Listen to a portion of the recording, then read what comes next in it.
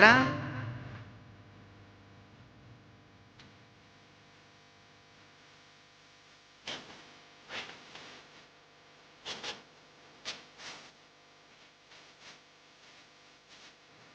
Buenas tardes, amigas, amigos, amigues. Aquí estamos en Diálogo Internacional, una mirada desde nuestra América, el programa de Atilio León. Mirá lo que dije, cualquier cosa porque estaba mirando a Lean. Se me mezcló el nombre de Leandro Deza, nuestro querido productor general, que entró a traernos viromes. Bueno, el programa de Atilio Borón, que es un león pero de los buenos, no como el que pretendido este loco que nos gobierna aquí por ahora. Bueno, el programa número 147, como saben, es una coproducción entre la AM530, Somos Radio, la radio de las Madres de Plaza de Mayo, y la FM 90.7, que es la radio UNDAB de la Universidad Nacional de Avellaneda. Y también nos retransmiten toda una red de emisoras hermanas de Argentina y de América Latina. Y también nos pueden ver en el canal de YouTube Somos Radio AM530. Antes de seguir agradeciendo y saludando, quiero saludar a Atilio Borón, acá presente en nuestro estudio, el alma mater hoy pater de este programa. ¿Cómo estás, querido? ¿Qué tal? ¿Cómo te va? Muy bien, bien, contento. Otra vez con un programa cargadísimo, así que vamos a tener que disciplinarnos mucho en las entrevistas porque son temas candentes y que cada uno de los cuales merecería media hora y no sé si las tenemos. Pero bueno, ya van a ver ustedes. Sí, es impresionante. Siempre nos quejamos que nos queda chico, ¿no? Tantas cosas importantes. Pero bueno, vamos hacia allá. Bueno, saludamos y agradecemos a Gabriela Gugliaro en la operación técnica, a nuestro querido Deza en la producción ejecutiva y también a Ailén Pavón, que está operando el streaming. Ahí está. También a Lalo Recanatini en la producción artística y a Noelia Giorgi y a Rodolfo Amagui de la Universidad Nacional de Avellaneda. Bueno, nos pueden escribir. Ya saben, escribir al 11 3200 0530, 11 3200 0530. Vamos a decir rapidito y nos metemos en tantos temas que vamos a estar sorteando dos lindas cosas. Una, como siempre, un libro. El libro que vamos a estar sorteando hoy se llama Hagan lío. ¿Quién dijo esa frase? Ya lo saben. El mensaje del Papa Francisco a la juventud latinoamericana, cuya autora es Isabel Rauber, que recopila escritos de Leonardo Boff, de Michel Lowy, de Adolfo Pérez Esquivel, de Ivonne Guevara, Miriam Ofelia Ortega, entre otros y otras. Y con prólogo de quien era tan amiga de nuestro querido Atilio, Piedad Córdoba. Claro. Que ya no está entre nosotros la querida compañera colombiana. Y quien gane, tienen que escribir, si les interesa el libro, pedirlo, y el que o la que gane el libro, ya sabe, tiene que retirarlo por la librería Badaraco de la avenida Entre Ríos 921 de la ciudad de Buenos Aires. Y como siempre, el libro nos lo dona la editorial Peñalillo Continentes. Abrazo a nuestro amigo Jorge Gurbanov. Pero también vamos a estar sorteando entradas para un hermosísimo espectáculo que es la presentación del disco Aire de Magnolias. El disco, este grupo fantástico musical que está integrado por Viviana Klachko, sí, es mi hermana, Elena Klachko, mi sobrina, gente maravillosa, Bárbara Zavala, Javier Aranguren, Gabriel Ferreira, Brenda Stolars y Daniela Sáez Feliu. Violín, acordeón, guitarra, una belleza. Y en un lugar muy hermoso, que es el lugar que se llama San Abasto, de nuestro querido, la familia de Martínez Mood, compañero profesor también de la Universidad de Avellaneda.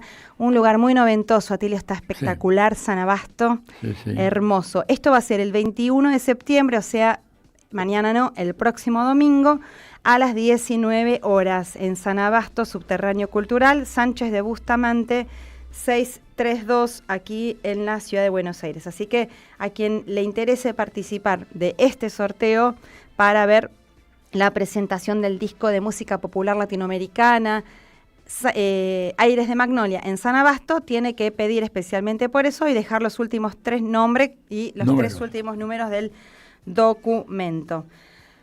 Bueno, querido, como ven, ahora en un ratito se va a conectar Fede, enseguida, Fede Montero, y este programa ya saben, el programa de Atilia Borón, lo hacemos con Telma Luzzani, con Marcelo Rodríguez, con el Fede Montero y quien les habla, Paula Klachko.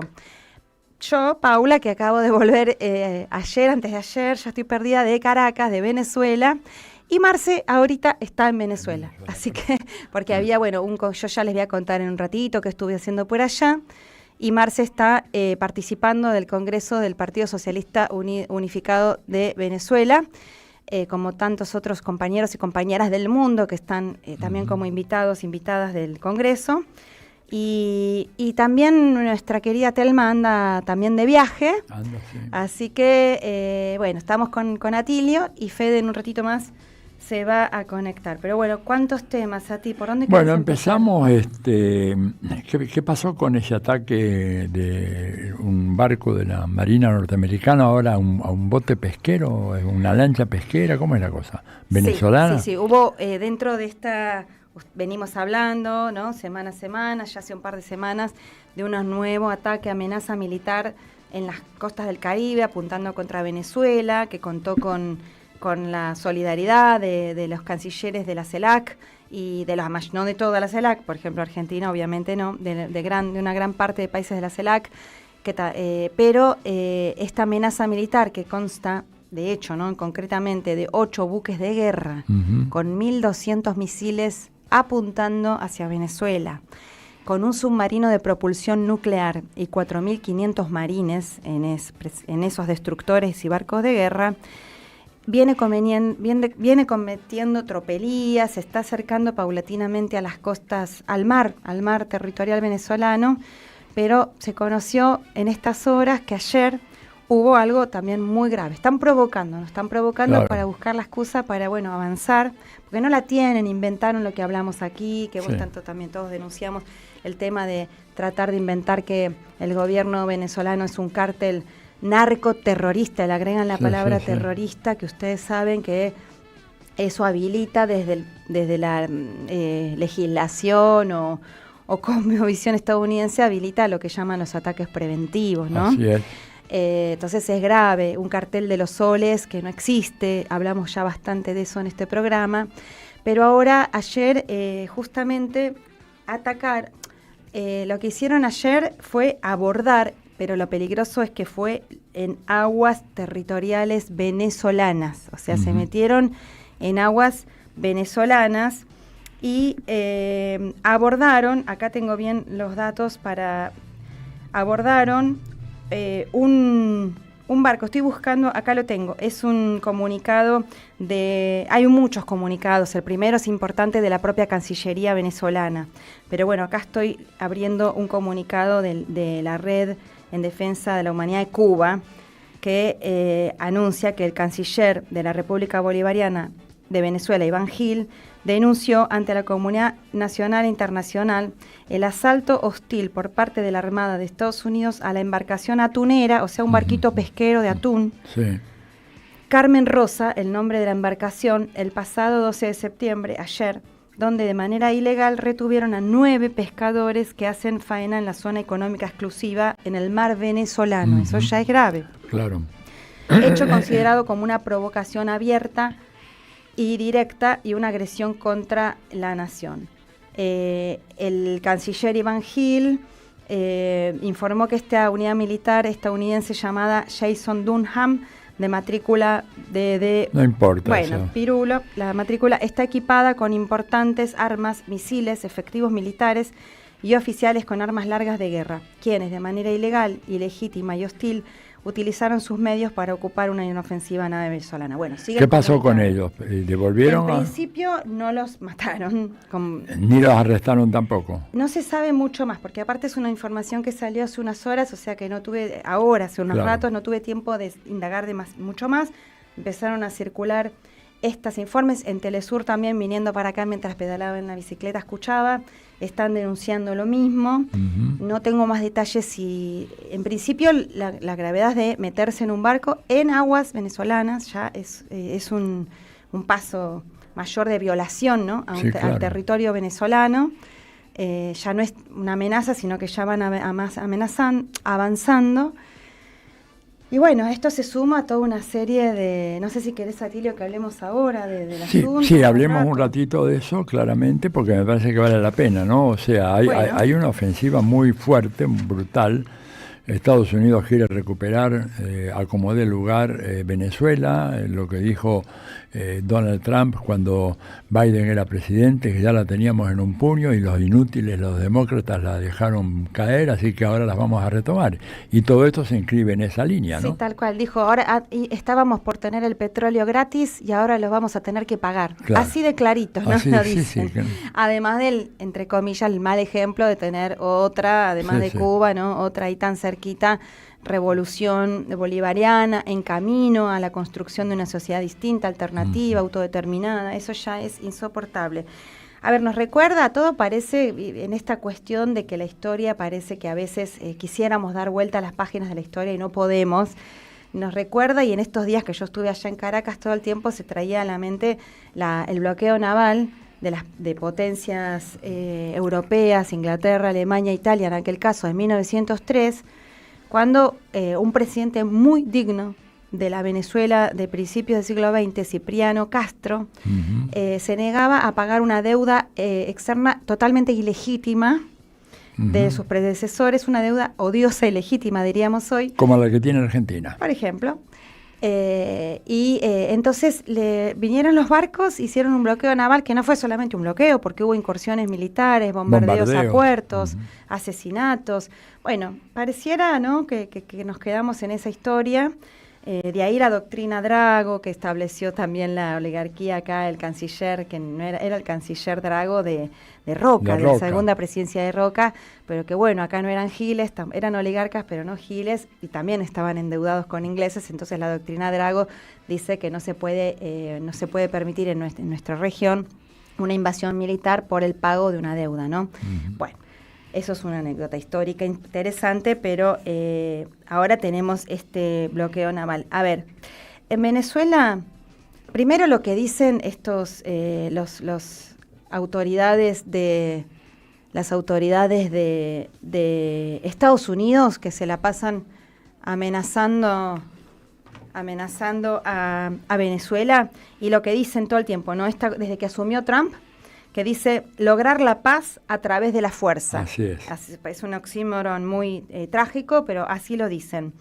Y Peter Hegseth, que es ahora, viste, que pasó a ser el secretario de Defensa, a ser el secretario de Guerra. Para entender los tiempos que pretenden que se vengan. Dice que manda un mensaje a todo el hemisferio occidental con este despliegue militar para combatir, como decíamos antes, el narcoterrorismo. Con esa excusa también bombardearon una embarcación pequeña, pesquera, que no se sabe si es fake, y si no es fake es un crimen de guerra, porque bombardearon una embarcación sin aviso, sin previo aviso, sin pruebas, sin nada, de repente bombardearla y mataron pescadores, porque sí, porque ellos piensan que trafican droga, no se sabe ni hacia dónde. Ya hablamos también del tema, eso fue un horror. Después se avanzó en decir que hubo 2 aviones de guerra que estaban sobrevolando una de estas naves, uno de estos barcos de guerra estadounidense, con lo cual tampoco se comprobó nada, y si así fuera, los venezolanos estarían en todo su derecho de hacerlo frente a esta amenaza. Pero bueno, también está esto que comentábamos antes, muy importante la declaración de la CELAC, donde la mayoría de los países, menos los que tienen gobiernos de derecha, pero la mayoría de los países no tienen gobiernos de derecha en la región, y además con la firma importante de México, de Brasil, de Colombia, entre muchos otros países, salieron a criticar abiertamente y a rechazar esta amenaza militar. Ahí estuvimos en el programa del presidente Maduro, tuvimos la dicha de participar, y el presidente explicaba, junto con Miguel Ángel Pérez Pirela, quien entrevistamos el sábado pasado, que es el nuevo coordinador internacional de la Red de Intelectuales, explicaban que en los periódicos del mundo titulaban tensión entre Venezuela y Estados Unidos. Y ellos denunciaban, acá no hay ninguna tensión, acá hay una agresión abierta y derecha. Venezuela no está agrediendo a nadie, no quiere tensiones con nadie.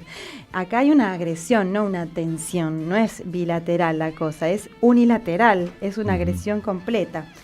Pero, y obviamente, para tomar la frase de Clinton, es el petróleo, estúpido, ¿verdad? Claro, como lo dijiste vos hace un ratito.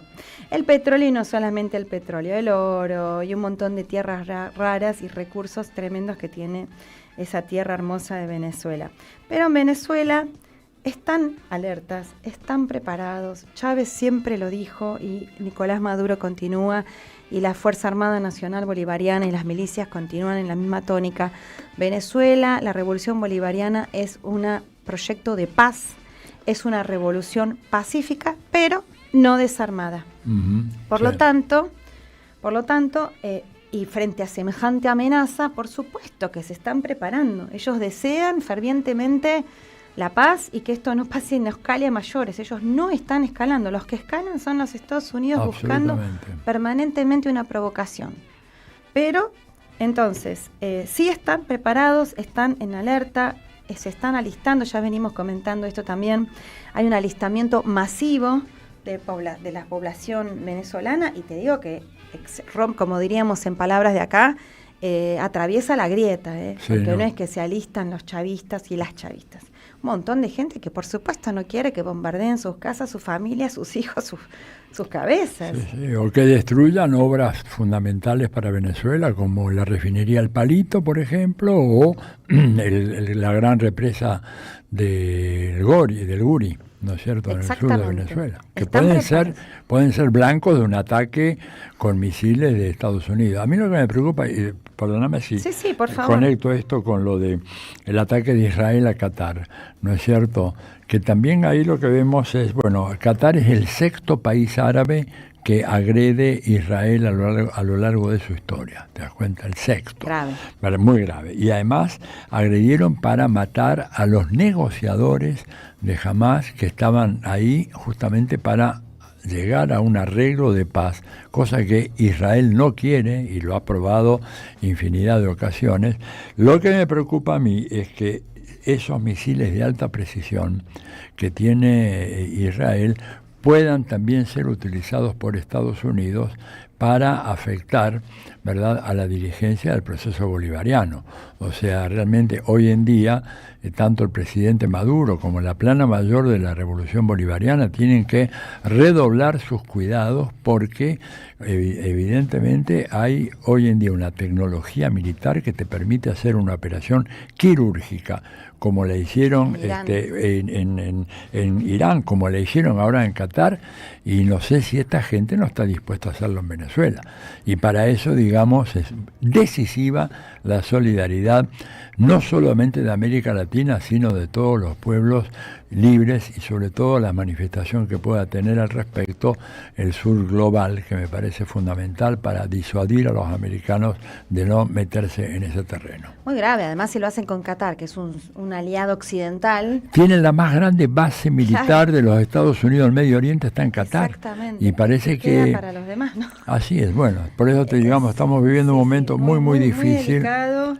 Y para terminar, para agregar esta cuestión de Venezuela, que realmente lo que también venimos repitiendo, que a mí me parece que también hay como poca inteligencia, porque en realidad lo que generan es al revés, es una unificación, les da como una aguijonea a la causa de la defensa nacional, atraviesa el pueblo también en una parte opositora, que obviamente se opone a esta agresión, entonces un poco le sale el tiro por la culata. Sí. Y lo último, que obviamente en este alistamiento que continúa, y ejercicios militares que por supuesto desarrolla la Fuerza Armada Nacional Bolivariana en sus costas, el despliegue además de militares hacia la frontera, y Petro también movilizó 25.000 efectivos, porque ellos mismos atacan sus propios problemas en todo caso de criminalidad o de narcotráfico, que entre paréntesis te digo, Atilio, que Caracas está una belleza una locura. Estuve en La Guaira, en el casco histórico, una belleza.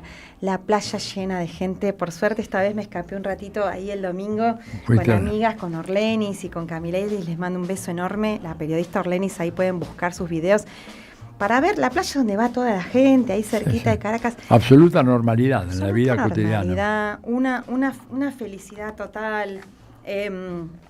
Una absoluta felicidad, normalidad. Entrevistamos a gente. Estaba una persona que había sido deportada hace 3 días de Estados Unidos, que nos contó el calvario espantoso que vivió allá, horrible, perseguido solamente por ser un migrante, por no tener papeles, no por delinquir ni nada, y había sido deportado. Ya hace 3 días ya estaba tomando cervecita en la playa. La gente nos decía que estaba preparada para que eso no iba a pasar, porque claro, tantos años de amenaza, de ataque permanente, pero que si venían estaban preparados y ahí los esperaban, ¿no?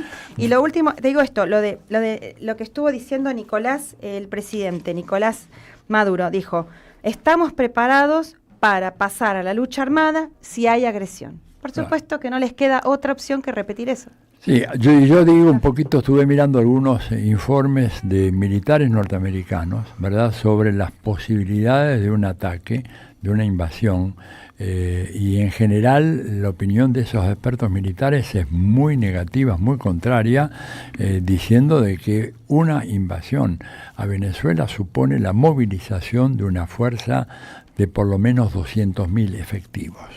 Entonces vos podés tener 4.500 ahora en esta expedición, etcétera, pero si quieren hacer algo como probablemente tenga en su cabeza Trump o alguno de los extremistas radicales fachos que componen su gobierno, y van a tener que poner mucha más gente, y además lo que todos dicen es que va a ser muy sencillo o relativamente sencillo entrar a Venezuela, pero va a ser un infierno salir de Venezuela, y toman el caso de lo que ocurrió en Irak y lo que ocurrió en Afganistán, y dice, y acá puede ocurrir incluso algo mucho más grave todavía. O sea que los expertos militares americanos, los estudiosos del tema, están fuertemente en contra de estas iniciativas belicistas del gobierno de Trump, que tienen mucho un aire de maniobra propagandística, ¿no es cierto?, que además, para colmo, ahora con el asesinato de Charles Kirk, ¿verdad?, hace 2 días atrás, que era uno de los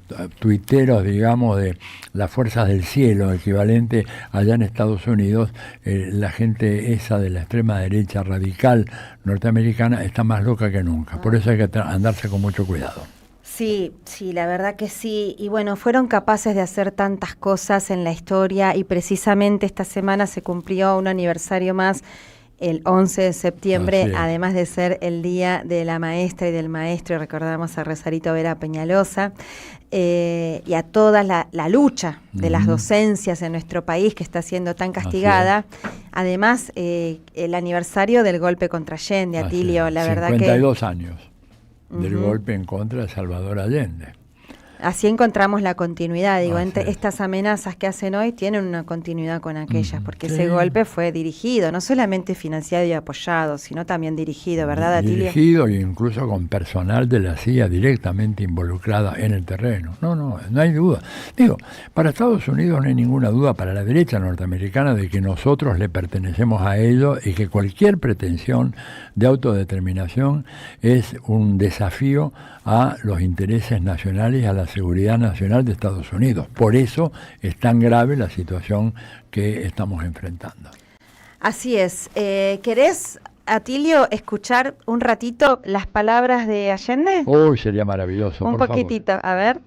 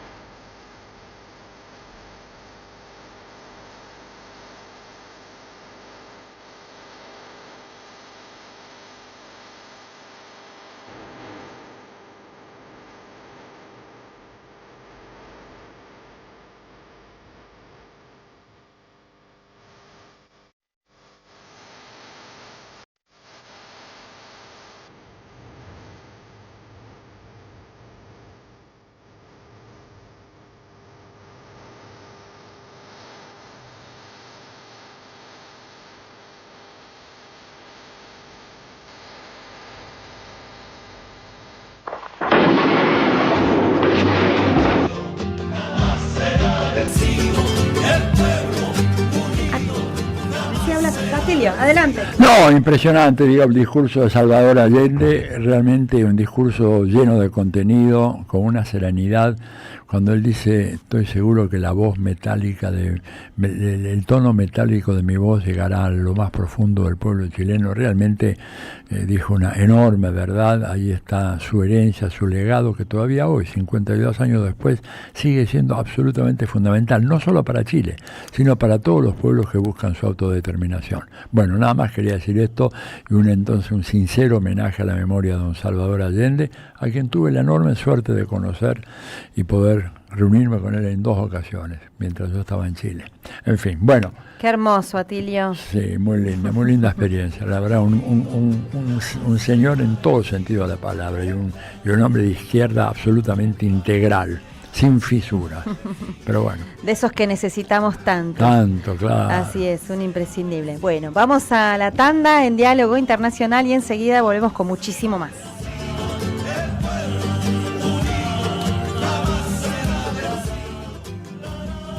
Internacional. Atilio Borón y un gran equipo analizan la cuestión latinoamericana en primera persona. Diálogo Internacional.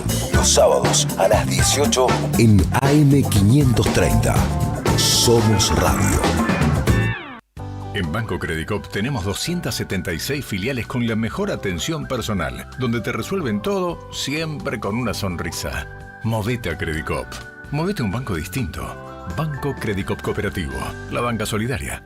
Para más información consulta en www.bancocredicop.com o comuníquese gratuitamente a Credicop. Responde 0800-888-4500. Banco Credicop Cop Limitado, Reconquista 484 Cava.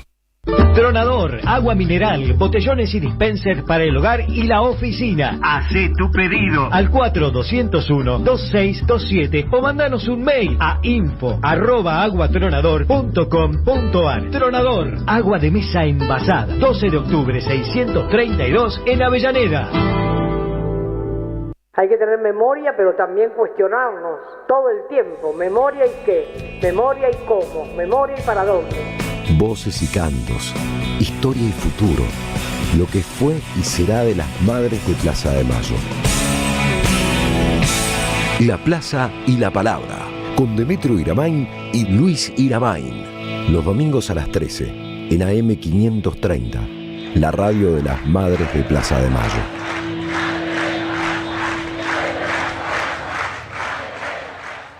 El sabor que te acompaña es Café Bantú. El aroma en la mañana de Café Bantú. Bantú.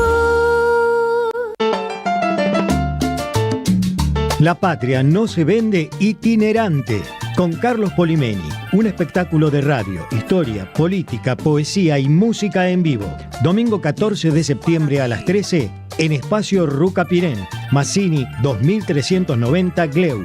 El 21 de septiembre a las 13 en el Federal, Padre Espinal 875 Merlo. Y el 28 de septiembre a las 13 en Bargoglio, Bacacay 2414 Flores. Entradas por Alternativa Teatral. Produce Don Narciso. La patria no se vende, la patria se defiende. Auspicia Somos Radio AM530.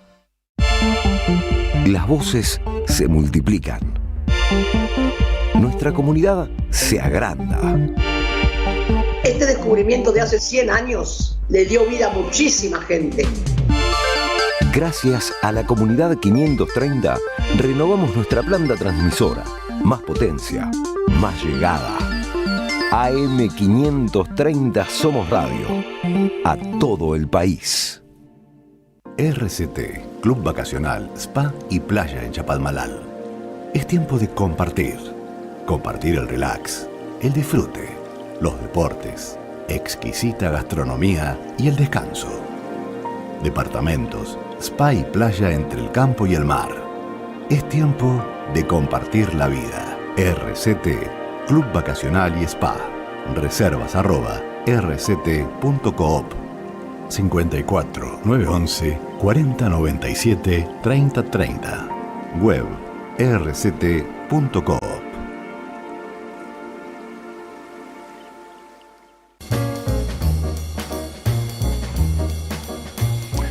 Estamos en Diálogo Internacional, una mirada de nuestra América. Y ahora, ¿de qué vamos a hablar, Atilio? Tan importante tema esta semana. Bueno, uno de los grandes temas de la semana ha sido el estallido social en Nepal, ¿verdad?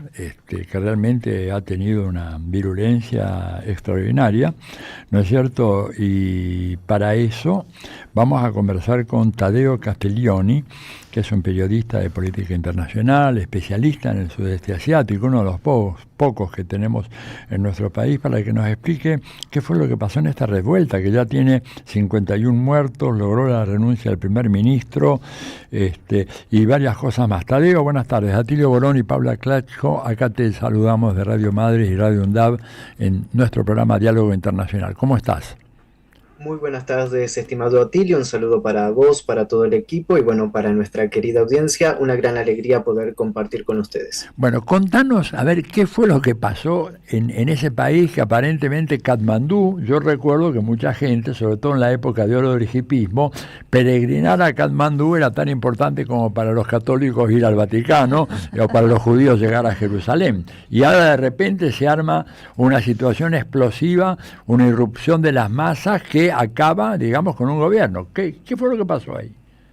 Bien, sumamente interesante también recordar que Nepal es conocido por el Himalaya y después parece de contar, incluso mucho en el ámbito internacional, no parece darle la relevancia, a excepción de, bueno, cuando pasa un estallido como el que vimos a lo largo de esta semana, que primero que nada, estimado Atilio, y como nuestra audiencia también calculará, de que no se dan estos eventos de la noche a la mañana y no se dan con la magnitud y la virulencia que se dieron sin haber una especie de, vamos a decir, orquestación desde un ámbito internacional para que se dé estas circunstancias. Lo que sucedió en Nepal, el estallido social, se justifica dentro de un parámetro en los cuales el gobierno nepalí de Sharma Oli, que era el primer ministro ahora que renunció, había tomado una política de vamos a decirlo, de contención respecto al uso de las redes sociales tras una campaña internacional en contra de dirigentes políticos nepalíes, en contra de las familias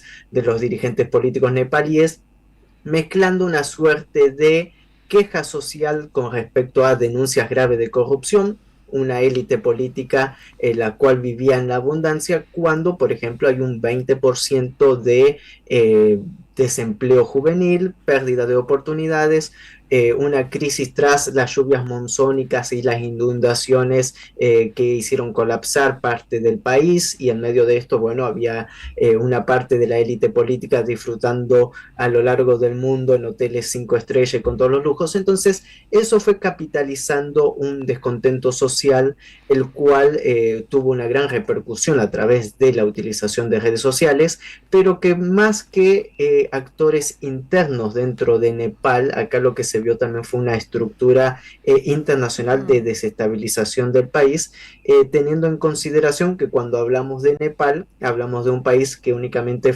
tiene limita con 2 países y nada más y nada menos que 2 superpotencias, claro, como lo es por un lado la República Popular China y del otro lado la India.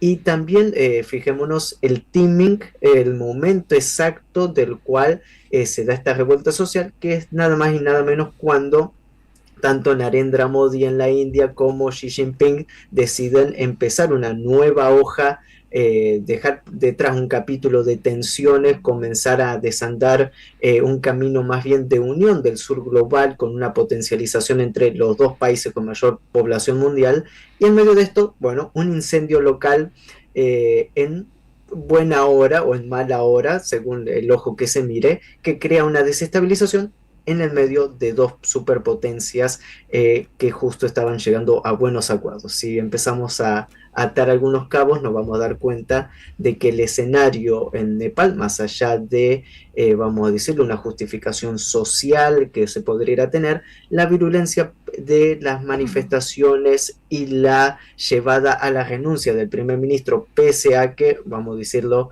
a las primeras horas de la protesta ya había quitado esta restricción a las redes sociales y había invitado a una mesa de diálogo. Aún así vimos el incendio en Katmandú y cómo este país, incluso vamos a decir con una historia convulsa en las últimas décadas, aún así no logra apagar ese fuego y llegamos a donde estamos en la actualidad. Ahora, dime una cosa, la política económica que estaba siguiendo ese gobierno, ¿era una política inspirada en el Fondo Monetario Internacional, una política que de alguna manera respondía a las directivas del Imperio Norteamericano, o era un gobierno de otra textura política? Bien, para comprender la situación interna política en Nepal, recordemos que hasta la década del 90 existía una monarquía absolutista, un estado incluso casi de castas, similar a lo sucedido también en la India.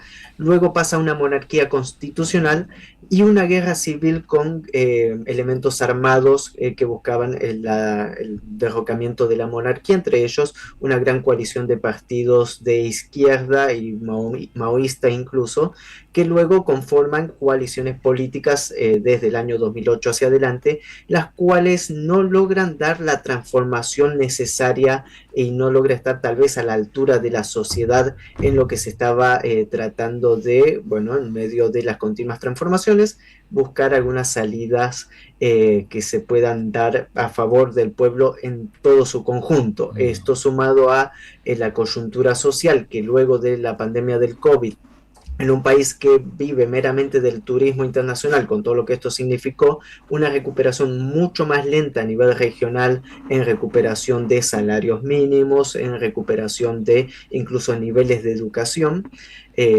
Recordemos que incluso Nepal mantiene una gran conexión educacional a nivel académica y universitaria con la India, y todos estos pequeños, vamos a decir, matices, pequeños errores, pequeñas faltas de respuesta ante la sociedad fueron lo que fueron sumando a este descontento social cada vez mayor.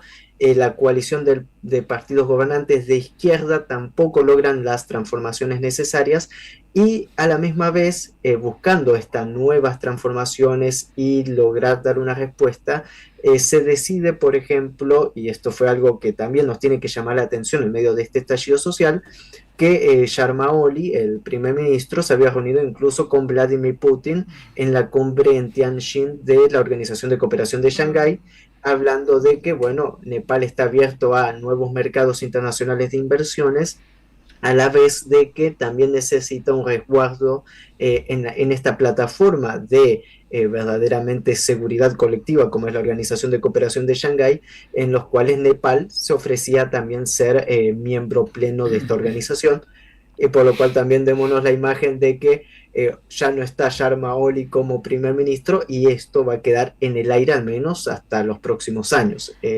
Lo cual también nos tiene que dejar bien en claro que en medio de un sur global aumentando, un sudeste asiático también con gran presencia, y en esta recomposición de relaciones India-China, que se dé esto en Nepal, es más bien un retroceso hacia la potencialización que podría tener como país, más que un avance. Bueno, cuántas casualidades, ¿no?, que estás mencionando vos como para... Realmente la pregunta es entonces, ¿vos pensás que fue una revolución de colores? Bueno, el escenario con el transcurrir de las horas y cómo se fueron dando todo hasta ahora, que se hace en este día prácticamente, se designó una primer ministra interina que va a estar en mandato hasta las próximas elecciones en marzo del año próximo, una ex ministra primer ministra que antes era jefa de la Corte Suprema del país, asociado a un partido liberal, de corte liberal, dentro de Nepal. Su marido era el presidente de la juventud del Partido Liberal, el cual tiene muchas asociaciones con una cierta cantidad de partidos socialdemócratas en Europa, que terminan respondiendo también al Partido Demócrata en los Estados Unidos. Entonces eso nos da el contexto de que la persona que ahora queda al cargo de la transición en Nepal responda a claros intereses hegemónicos, y nos deja este sabor en la boca de que se trató todo de un, vamos a decirlo, orquestado 100% para llegar a estos términos. Ahora hay que ver cómo se termina de recomponer la situación del tejido social dentro de Nepal, pero desde el panorama geopolítico podemos por presentarlo claramente que acá hubo una maniobra internacional, incluso de manual de revolución de color, de cómo se fue manejando todo esto desde las protestas que van con un principio noble en contra de la corrupción, en contra de la censura, pero que deriva rápidamente en violencia en la calle, con una clara actitud de exponer un gobierno elegido democráticamente. Entonces, bueno, siguiendo también un panorama regional que veníamos analizando en el equipo de PIA Global, Periodismo Internacional Alternativo, sobre cómo también el mismo escenario había tratado de ser replicado en Malasia, en Indonesia, y había sido logrado neutralizarlo las autoridades en su forma incipiente para que esto no logre florecer con claros tintes desestabilizadores. Entonces vemos que acá hay un plan orquestado, no únicamente para Nepal, sino para toda la región, de tal manera de generar una especie de malestar, de caos en la vecindad tanto de la India como de China, en un momento en el cual también tenemos que comprender que Nepal va a ser un problema para la India, teniendo en consideración que hay disputas territoriales entre Nepal y la India, disputas que los gobiernos de estas coaliciones gobernantes venían pateando y llevando al diálogo. Vamos a ver si esto se continúa de esta manera. Y a la misma vez una India, recordemos, de un Narendra Modi, un nacionalismo indio muy fuerte, que en los últimos meses se había despegado bastante de Estados Unidos tras, bueno, la locura de la guerra de aranceles de Donald Trump y un insulto hacia el nacionalismo indio. Tadeo, muy interesante la explicación, porque además de alguna manera refuta lo que apareció en la prensa, no solamente argentina, sino internacional de Occidente, de que fue una rebelión de la generación Z, jóvenes nacidos en finales de la década del 90, porque les habían prohibido el funcionamiento de las redes sociales y eso fue lo que motivó su ira iracundia, que terminó en el espectacular incendio del Parlamento de Nepal. Evidentemente ahí hay alguna otra mano, más allá de los jóvenes aficionados al TikTok y a las redes sociales, me parece a mí, ¿no? Y ya sabemos de dónde viene, de qué parte del mundo procede esa manito que incentiva ese tipo de comportamientos. Totalmente, y recordemos también quién está detrás del algoritmo, quién también manipula la mentalidad de la juventud, que, como bien la sabrás, estimado Atilio, la juventud es muy emocional y muy permeable a estos pequeños impulsos en los cuales la violencia está dentro de eso, y cuanto más con los discursos de odios que también los tenemos a nivel local, y sabemos el daño que también infligen el uso de las redes sociales dentro de una maquinaria de manipulación, incluso de lavado de cerebro, que atenta contra su propio país. Esta virulencia de las protestas, incendiar un país, hacer que haya un toque de queda y la movilización total del ejército, la liberación de casi 15.000 detenidos que estaban en las cárceles nepalíes en medio de toda esta revuelta. Hay más de 15.000 prófugos violentos dentro del país, un país que vive del turismo. Lógicamente la juventud no pensó que todo esto que acaban de estallar va a tener una repercusión mucho más dañina en la economía del país, en su desarrollo, y ahora ingresaron en un vórtice de violencia y desestabilización que va a ser muy complicado de salir, y que hay que analizar de acá hacia adelante cuál va a ser el escenario para esta juventud y los beneficios que podría recuperar detrás de, bueno, todo lo que hemos visto en estos últimos días. Recordemos también cómo fue este desenlace en tan poco tiempo, que creo que también es algo sumamente llamativo, de que fue de la noche a la mañana. Y en la primera protesta ya encendiendo fuego todo el país. Bueno, son algunos condimentos que nos tienen que llamar la atención respecto a este escenario en un país como Nepal. Y más aún, Tadeo, que tengo entendido que no es que cerraron las redes o las prohibieron así de un día para otro, sino que pretendían establecer oficinas para tener un diálogo, lo mismo que ocurrió en Brasil, en la puja que tuvo el gobierno y los tribunales del gobierno de Lula y los tribunales de justicia con ex Twitter, que primero Elon Musk se negó a poner tales oficinas y finalmente tuvo que acceder. tengo entendido que era un asunto similar, que se estaba pretendiendo entablar negociaciones y no es que dijeron, no sé, se acabaron las redes sociales, ¿verdad? O sea que hay como demasiadas casualidades juntas, todas las que estás mencionando vos, como para pensar en este interés por desestabilizar este país pequeño, pero estratégicamente ubicado entre estas dos potencias, en ese mundo emergente de la multipolaridad, y que además estaba gobernado por la izquierda, por el Partido Comunista. Eso no significa que hubiera un sistema comunista, porque vos acabas de relatar, y eso es lo que hay que tener bien presente, de que es una historia muy cortita. Venían de unas monarquías, ¿no? De una realidad sumamente compleja que se podía construir en 20 años. A ver, era un gobierno de coalición con un partido, digamos, progresista y uno de los dos partidos comunistas, porque allá hay dos, para variar, el comunista maoísta, ¿verdad?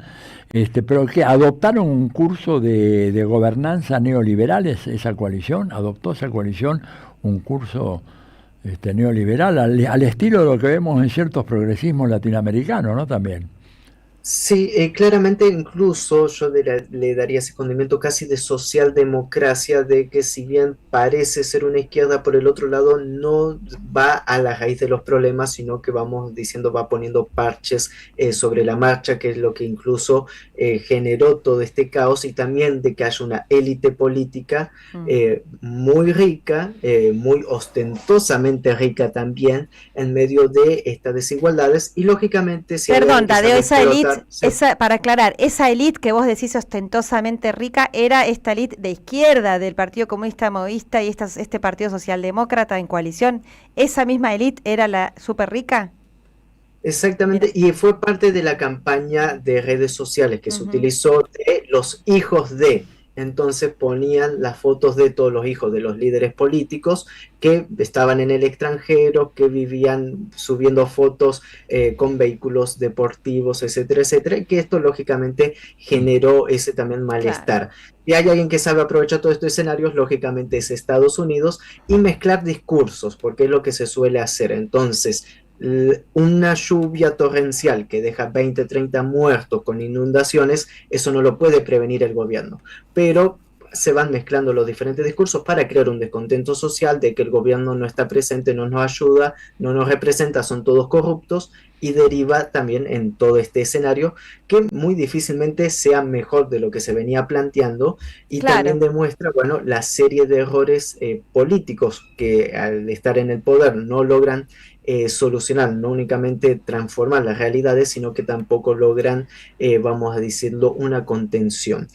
Ahora hay que ver, porque esto es lo otro, estamos delante de un gobierno que no tiene votos y estamos delante de unas elecciones en marzo del año próximo. Hay que ver cómo se recompone esta izquierda, como bien lo mencionaba Tilio, hay dos partidos comunistas que son los que han estado en la vanguardia en la lucha en contra de la monarquía, entonces hay que ver qué protagonismo logran recuperar, cuál es el discurso que se va a manejar dentro de los ámbitos electorales, vamos a decirlo, pero a la misma vez creo que el daño ya está hecho y hay que analizar cuál va a ser la recuperación. Me imagino que esta ministra liberal no va, en todo caso, no debe ser menos rica que esa otra élite, y no creo que cambie el rumbo a favor de los pueblos. Tadeo, realmente muy, muy interesante, muy esclarecedor, porque como sabrás, por acá se sabe poco y nada acerca de esa sociedad, de ese país, así que, bueno, muy, muy claro, ¿no, Tilio? Sí, y decinos, ¿dónde te podemos seguir? ¿El PIA? ¿Cómo era la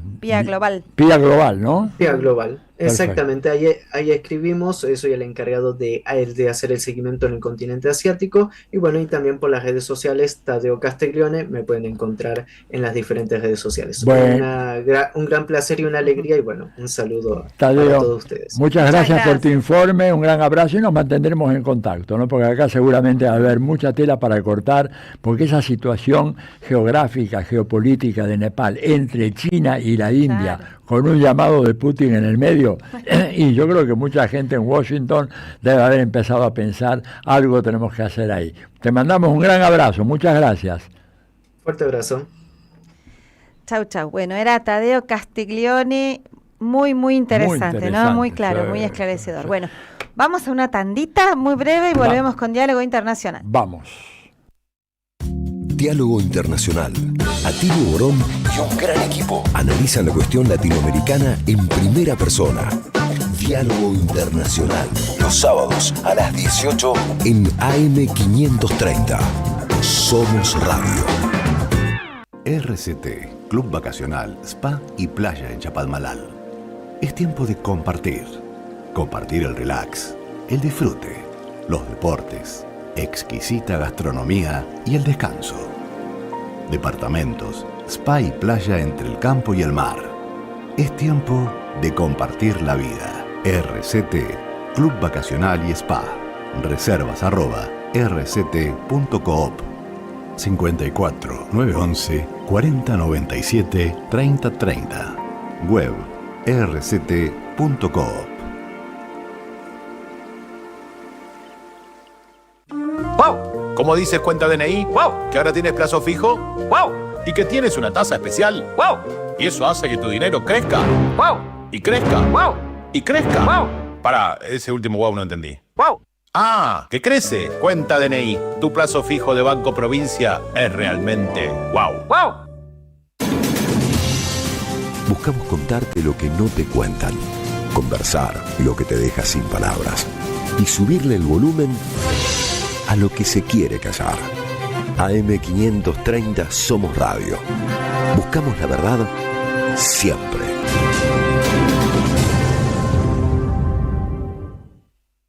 Diálogo Internacional. Hasta las 20 en AM530. Somos Radio.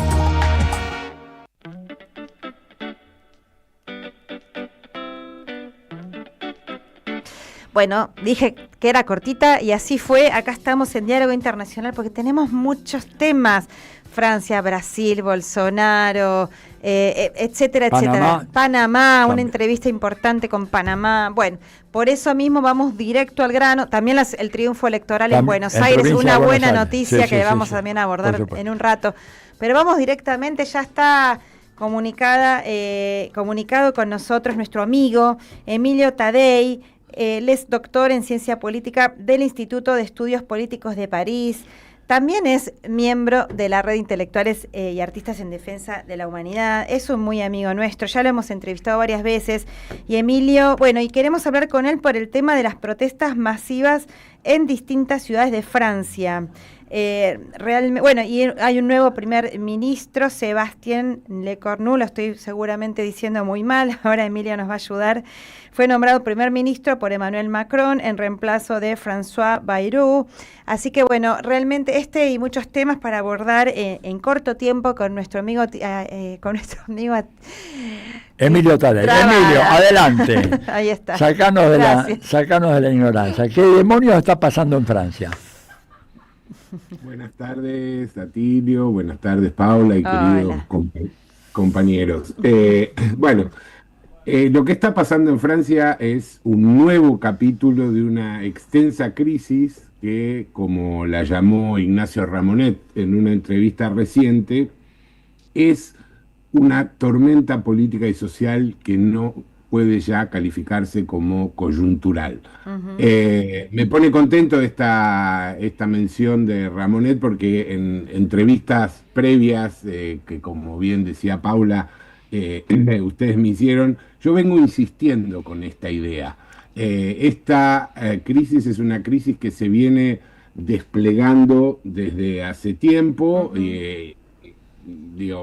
Los antecedentes más inmediatos son la protesta popular y las manifestaciones masivas contra la reforma del régimen jubilatorio en el 2023 y las dos derrotas electorales que sufrió el presidente Macron el año pasado, tanto en las elecciones europeas como en las elecciones parlamentarias anticipadas. Y antes los chalecos amarillos y también ¿cómo se llamaban? La protesta de los jóvenes migrantes del conurbano, la banlieue, no me sale mencionaba estas, es tal cual vos decís, los chalecos amarillos fue durante el primer mandato de Macron, ¿no? Este segundo mandato está marcado por una debilidad política extrema de Macron, Bueno, este es un debilidad que se va profundizando, y lo que sucedió la semana pasada es expresión de esta debilidad. ¿Qué sucedió?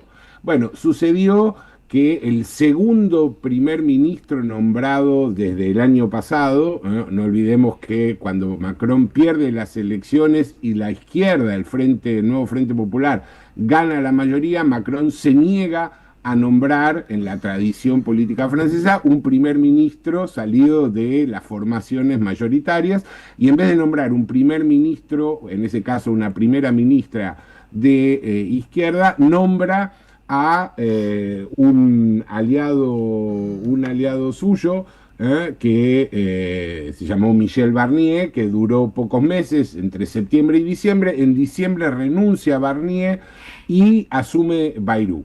Y Bayrou también, podríamos decir Bayrou el corto, ¿no? Fue primer ministro desde diciembre del año pasado hasta septiembre.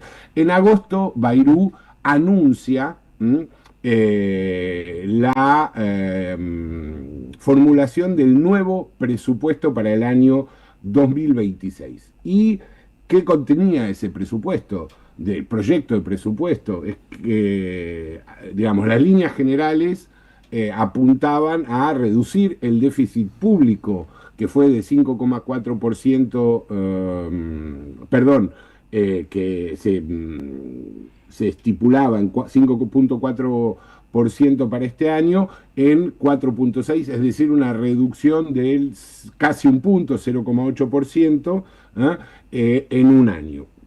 Y para obtener o para lograr esta reducción del déficit, Bayrou planteó un recorte de casi 44.000 millones de euros, acompañado de un discurso típicamente neoliberal, enfatizando el tema de la deuda pública. Y aparte, una de las cosas que incluyó Bayrou en este proyecto fue la eliminación de 2 días feriados para generar 4.200 millones de euros, según las estimaciones que hizo el Ministerio de Economía. Es decir, que era una medida tendiente a aumentar la jornada laboral y generar más riqueza, que se calculaba en 0,2 puntos del PBI. Bueno, si hay una medida impopular en Francia, es a suprimir los feriados. Entonces, Bayrou la semana pasada, el 9 de septiembre, hizo su presentación en la Asamblea Nacional, presentó el presupuesto y no recibió la confianza de la Asamblea, con lo cual, según el procedimiento constitucional francés, cuando un primer ministro no obtiene la confianza, debe renunciar. Eso es lo que sucedió un día antes de un movimiento de protesta que se llama Bloqueemos Todo, que había sido lanzado por sindicatos, por partidos políticos de izquierda, por organizaciones estudiantiles, que tuvo lugar el día en que debutó el gobierno de este nuevo actual ministro, que, como bien vos decías, Paula, se llama Sébastien Lecornu. Quiero aclarar una cosa porque me parece que es muy emblemático el nombramiento de este primer ministro. Lecornu, que es un fiel ladero de Macron, era hasta hace una semana el ministro de Defensa de Francia. Y esto es muy emblemático. ¿Por qué? Porque nombrar como primer ministro al ministro de Francia en un contexto en que Francia se encuentra embarcada junto con el resto de los países de la Unión Europea en el proyecto de rearme es muy significativo. Bueno, el 10 se produjeron estos bloqueos con una participación enorme. La participación calculada, digamos, por el Ministerio del Interior fue de 195.000 manifestantes. Los sindicatos dicen 250.000, sea el número que sea, es muy importante, pero sobre todo acompañada de asambleas, reuniones públicas y con una brutal represión por parte de la policía que mi sensación, y en función de lo que estuve hablando con colegas allá en Francia, tiende a exacerbar el ánimo social.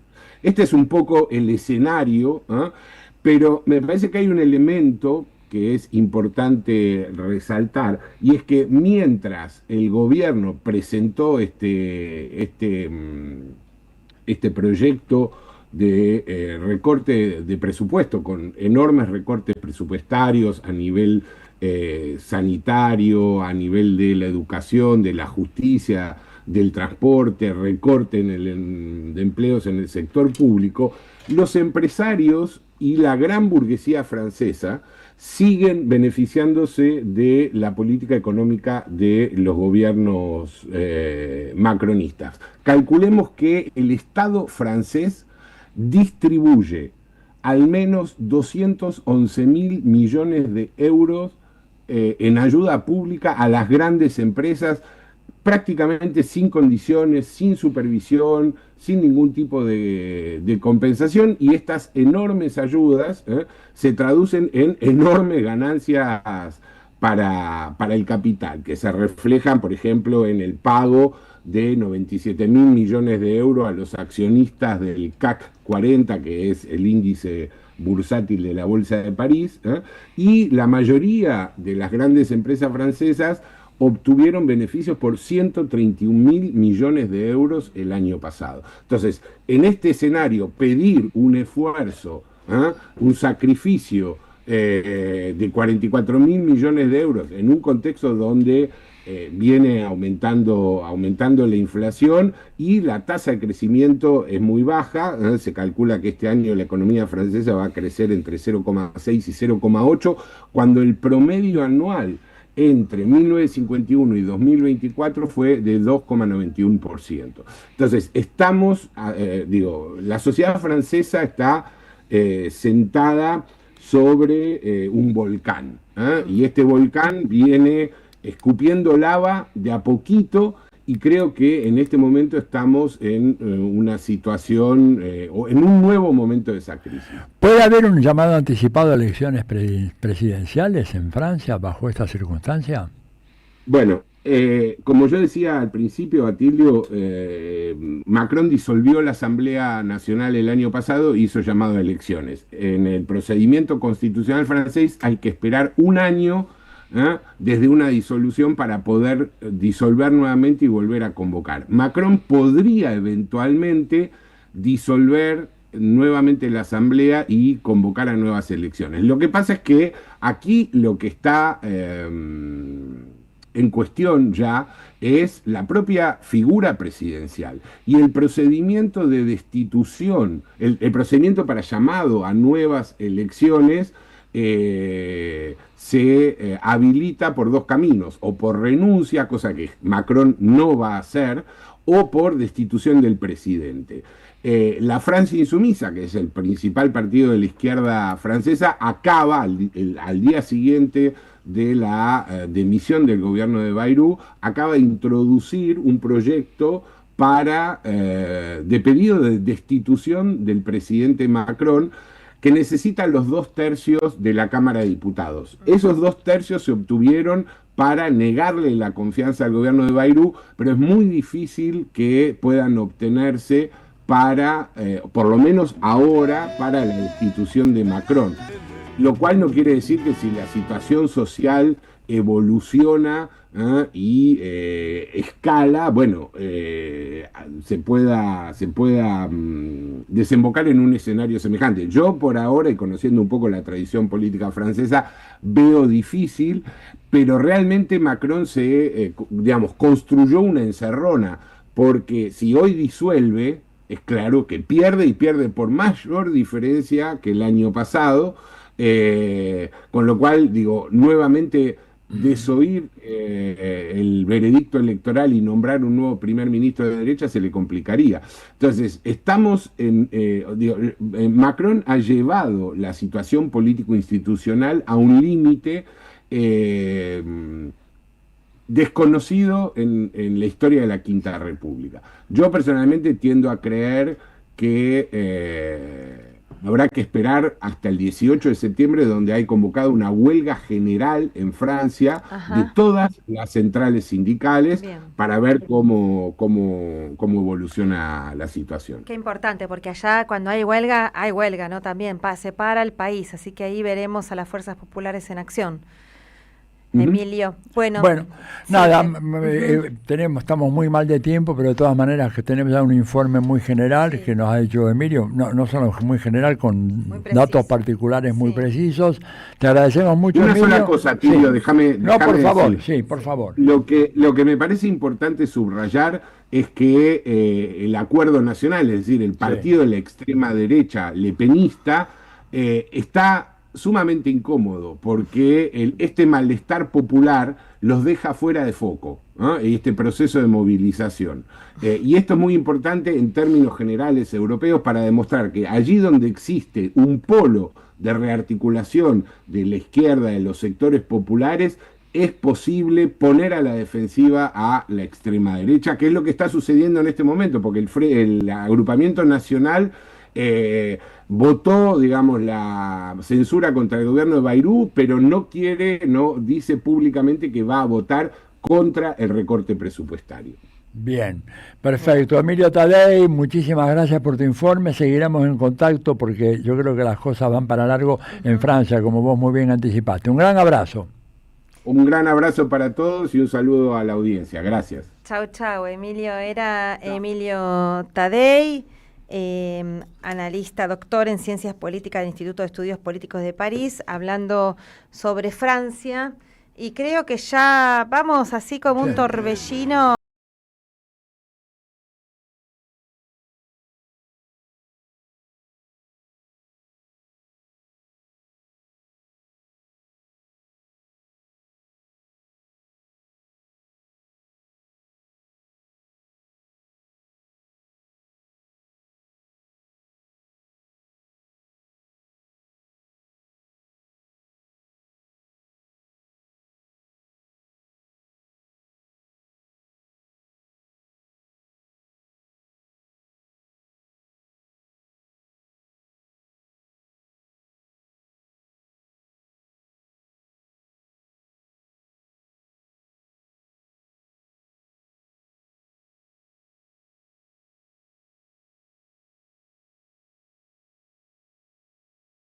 De sus orígenes, pero bueno, vamos con Panamá, Tilio.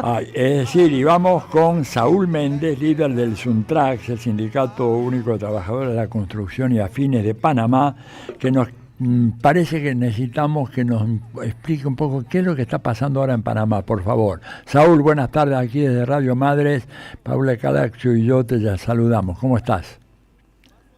Saludos, un abrazo aquí desde la Patria Grande, toda nuestra América y al mundo. Muy bien. En Panamá, como sabemos, hay una situación compleja. La actual administración, una administración de ultraderecha encabezada por José Raúl Mulino, el cual entregó al país a través de un memorándum de entendimiento con los norteamericanos, que está en plena vigencia y que sin duda es un acto vendepatria de lesa patria que se ha cometido contra el pueblo panameño, su soberanía y su autodeterminación. Han regresado las tropas norteamericanas al territorio nacional, están acantonados en 3 bases militares que han sido concedidas para ese acto vulgar, traicionero, pero que este acto además se inserta en la lógica que estamos viendo en nuestra América de agresión, de amenaza. Primero lo hizo contra Panamá, contra México, Canadá. Donald Trump, este connotado del de patria, José Raúl Mulino, sin mayor fuerza, entregó pues el país para operaciones militares norteamericanas, tanto en el Caribe como en el Pacífico, y una antigua base aérea también ha sido entregada. Están acantonados, como digo, tropas norteamericanas, han llegado buques de guerra allí, y todo esto, reitero, dentro de la lógica de agresión que ahora, con el acantonamiento de naves en el Caribe para, entre comillas, combatir el narcotráfico, cuando el mundo sabe y conoce que más del 87%, tanto en la producción como en el tráfico mismo, pasa por el Pacífico, se está en una escalada para agredir, como se ha dicho, Colombia, Honduras, Venezuela, etcétera. Y esto, pues, naturalmente es parte de la lógica de esa clase dominante que en 1903, una clase entreguista del país, de los intereses nacionales y de traicionar el soberano al pueblo en torno a su liberación. Pero también tenemos un individuo que ha emprendido una persecución contra nuestra organización Suntra, a la cual han presentado a través de la Ministra de Trabajo una demanda de disolución de la organización, un acto bárbaro, sin duda. Estamos enfrentando eso en el periodo judicial, además de la persecución de los líderes del sindicato, entre los cuales está el compañero dirigente histórico Genaro López, de 70 años, que está en su casa con una medida de casa por cárcel, el compañero Jaime Caballero, que está en una prisión de máxima seguridad, donde están los peores criminales del país condenados, se le dio allí. Caso del compañero Ramos Cerrú, que todavía está en la embajada de Nicaragua en Panamá como refugiado, y en mi caso, que salí hacia Bolivia, y luego pues estoy en la patria grande en estos momentos, y esta situación se aúna con el cierre de la cooperativa de los trabajadores de la construcción de forma también violatoria a la Constitución y a la ley. En esas condiciones nos encontramos, estamos en un proceso de resistencia dentro y fuera, enfrentando los procesos del Lósfera que se han montado contra los dirigentes de Suntra, contra Suntra, la cooperativa Suntra, y también a nivel internacional haciendo pues la denuncia de este problema. Hemos presentado recursos tanto en la OIT, donde ya hay pronunciamientos en torno a esta persecución, de igual forma a la CIDH, a la Comisión Interamericana de Derechos Humanos, a la Comisión de Derechos Humanos de la ONU. Hemos enfrentado también a nivel de Interpol la pretensión del gobierno de activar una alerta roja contra mi persona, en un pleno abuso de autoridad y legalidad, tanto a nivel interno como externo, y en esas condiciones nos debatimos en este momento, pero nos llama sin duda la conciencia de que el plan de agresión que hoy existe contra nuestra América, que fue declarada en la CELAC como territorio de paz, se esté tratando de producir con un absurdo argumento invasiones en nuestros países, de combatir el narcotráfico, y en realidad, como todos sabemos, no solo los norteamericanos son los mayores consumidores, lo cual es lamentable, en torno a la población enferma que consume de estos narcóticos, sino también es la mayor lavandería de la plata que viene producto del narcotráfico, y eso no se combate allí. Así que estamos frente a una agresión, sin duda, nuestro continente, de nuestra América Latina y del Caribe, que todos debemos hacer fuerza por evitar cualquier tipo de acción armada de los norteamericanos contra nuestros pueblos y nuestros estados. Ahora, Saúl, dime una cosa, ¿cuál ha sido la reacción popular ante esta entrega de la soberanía nacional hecha por el gobierno de Mulino? Absoluto rechazo. Mulino, en una encuesta que se hizo a nivel nacional, cuenta con menos del 7% del consenso de la población. ¿7 o 17? ¿Qué dijiste? 7%, menos del 7%. Correcto, de la población. Y en términos de la soberanía nacional, el pueblo panameño ha desarrollado una larga lucha, finales del siglo XIX, inicio del siglo XX, con relación a la presencia militar norteamericana, y lo que ha ocurrido en Panamá es un acto de traición. Así que eso ha sido repudiado. La presencia de Rubio en su momento, de Helsen cuando llegó. No obstante, no solo la represión ha sido de carácter jurídica, sino también una represión a mansalva, que cuentan por centenares de presos, heridos, represión que se dio en la comunidad de Arimay, que se dio en medio de la huelga que desarrollamos en abril y mayo, que se extendió hasta principios más o menos de junio. En el caso de Bocas del Toro, donde se declaró un estado de sitio, ahí se violaron los derechos humanos, se arrestaron mujeres, hombres, torturas, torturas, correcto, asesinato de una niña de 1 año y 8 meses, de otro compatriota en el área de Bocas del Toro, el caso de vejación de mujeres que fueron detenidas, el caso de los obreros de la construcción ocurrió igual el 12 de febrero, y ese acto de represión que el pueblo ha tenido que enfrentar, lo que aúna todavía más es el desprecio que existe contra Mulino en Panamá. Y esto se muestra claramente que él no aparece en actos públicos, porque en los actos públicos que ha aparecido, como por ejemplo fue al hipódromo, que lleva por nombre Presidente Remón, y la actividad también que a la que fue, ahí fue repudiado, tratado de asesino, cobarde, etcétera, por parte de la población. Lo echaron de allí a punta de grito la población.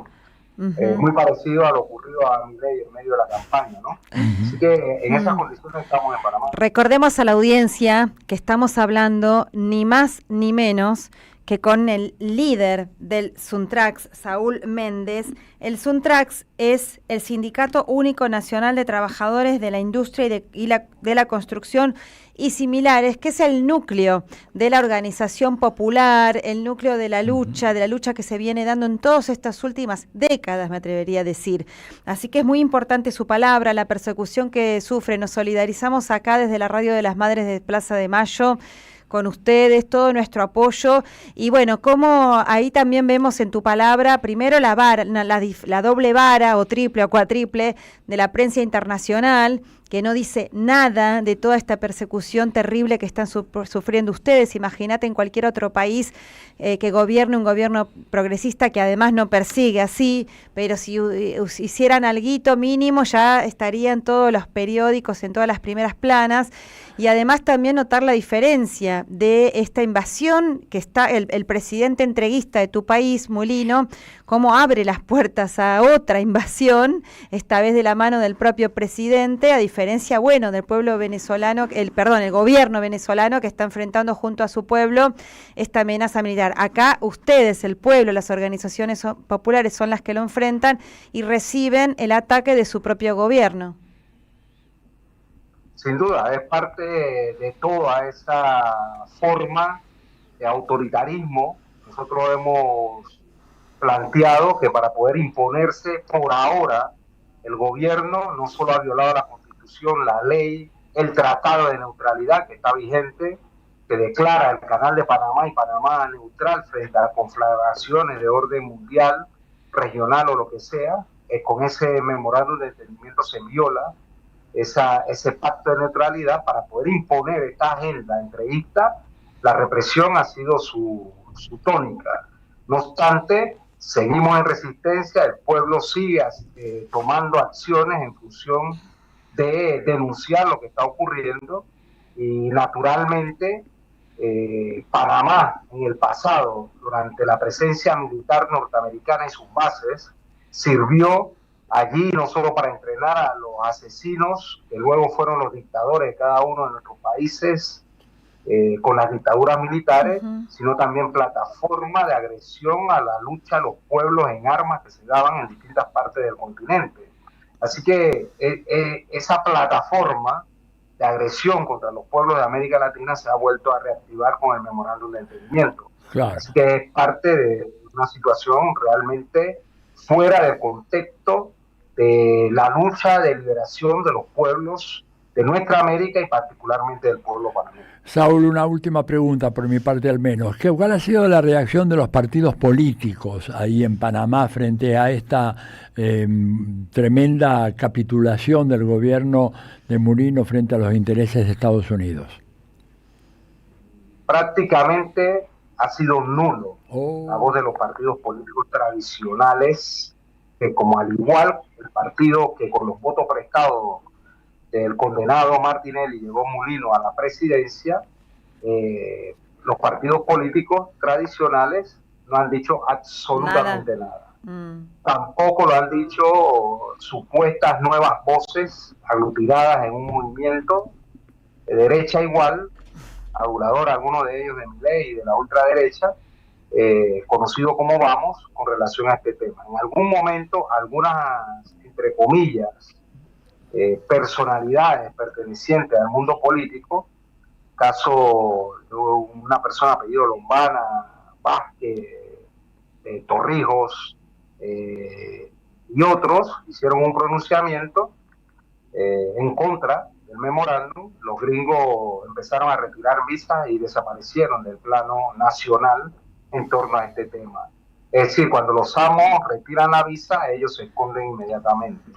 Así de degradado está la situación con estos partidos. ¿Y el frenadeso, Saúl? ¿Y el frenadeso?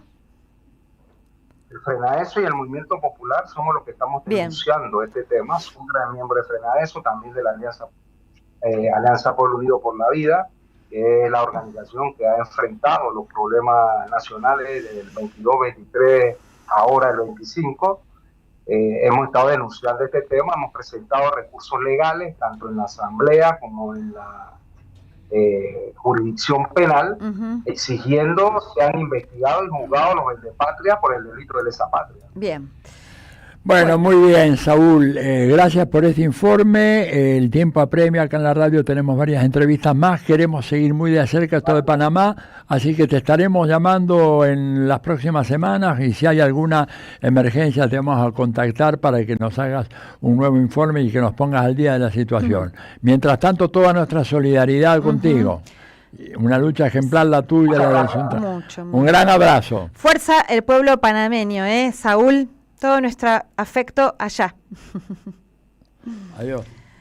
Bueno, sí, qué importante darle voz porque es totalmente silenciado. Todas noticias silenciadas, sí, impresionante. ¿Cómo la prensa, digamos, manipula de la información? Escúchame, y además cómo ha cambiado el mundo. En otro momento, la caída de un gobierno francés era primera plana en los grandes periódicos. Ya no más, porque Francia no cuenta. Tampoco cuenta Japón. Renunció el primer ministro japonés, no mereció ni siquiera la página 25 de los medios hegemónicos, ¿verdad? Lo cual habla de realmente estamos en un mundo distinto. La multipolaridad ha venido para quedarse. Y esos países que antes eran los dueños de las noticias, los dueños del mundo, no cuentan mucho más lo que pasó en Nepal que la caída de dos primeros ministros, en Francia y en Japón. Algo digno de ser tenido en cuenta. Así es. Bueno, vamos ahora, Atilio, querido, a la última tanda y volvemos con un tema muy serio que es la condena a Bolsonaro, 27 años, con una entrevista. Enseguida venimos. Siempre se van los imprescindibles, ¿viste? Pero quedan los discursos, si vos querés y los escuchás, son libros de política. Yo creo que si nos falta algo para ser mejores es la solidaridad. Los que estamos acá, la mayoría, tenemos más de lo que necesitamos. Nuestros hijos a mí me enseñaron que había que dar lo mejor que uno tenía. A veces medio sueldo o cuarto sueldo para ayudar al compañero que no trabajaba. Entonces yo les pido a ustedes, sean generosos con los compañeros que no tienen trabajo. Compartan lo poco o lo mucho que tengan. Se van a sentir mucho mejor ustedes que los compañeros, seguramente. EBE de Bonafini, AM 530. Somos radio. Somos EBE. Deja tu mensaje en nuestra línea de oyentes de WhatsApp. 11 3200 0530. Somos radio. AM 530. En Banco Credicop tenemos 276 filiales con la mejor atención personal, donde te resuelven todo siempre con una sonrisa. Movete a Credicop. Movete a un banco distinto. Banco Credicop Cooperativo. La banca solidaria. Para más información consulta en www.bancocredicop.com o comuníquese gratuitamente a Credicop. Responde 0800-888-4500. Banco Credicop Cop Limitado. Reconquista 484 Cava. Tronador, agua mineral, botellones y dispenser para el hogar y la oficina. Hacé tu pedido al 4201-2627 o mandanos un mail a info@aguatronador.com.ar. Tronador, agua de mesa envasada. 12 de octubre 632 en Avellaneda. Los domingos a las 16, Marcos Príncipe y Fernando Mayorga hacen Ya es tarde. AM530. Construimos comunidad. Buscamos la verdad siempre.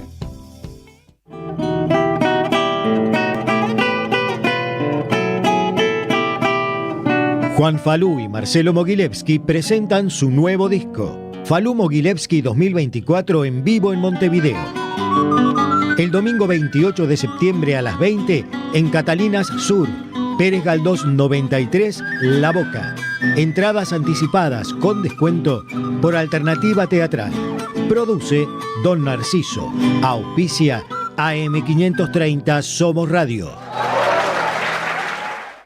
Diálogo Internacional. Hasta las 20 en AM530. Somos Radio.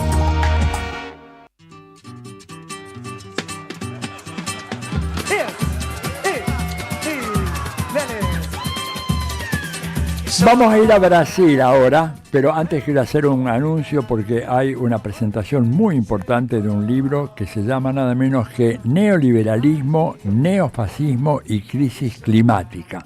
Debates sobre los grandes temas de nuestro tiempo. Esto va a ser el martes 16 a las 18 horas en el Instituto de Estudios de América Latina y el Caribe de la Facultad de Ciencias Sociales de la UBA. Entonces, martes 16 a las 18 horas en Marcelo T. de Alvear 2230, libro de José Sebane, con la colaboración en este panel de quien les habla, de Diego Domínguez, Tamara Perlmutter y Emilio Tadei, por supuesto, con la presencia del autor José Sebane. Repito, este martes 16 a las 18 horas en Marcelo T. de Alvear, Facultad de Ciencias Sociales 2230. Vamos ahora con nuestro último invitado. Sí, sí. Nada. Ya estamos conectadas, ¿verdad? Sí, señor. Sí, él es Luis Carlos Moro. Es licenciado en Derecho por la Facultad de Derecho de la Pontificia Universidad Católica de Sao Paulo, expresidente de la Asociación Latinoamericana de Abogados Laboralistas. Y por supuesto que estamos comunicadas con él porque la Corte de Brasil ordenó que Jair Bolsonaro debe cumplir 27 años y 3 meses de prisión por el intento de golpe de Estado contra Lula da Silva en enero de 2023 y otras causas. Así que acá estamos con Atilio Borón y Paula Klachko. Te saludamos, Luis Carlos Moro. ¿Cómo estás?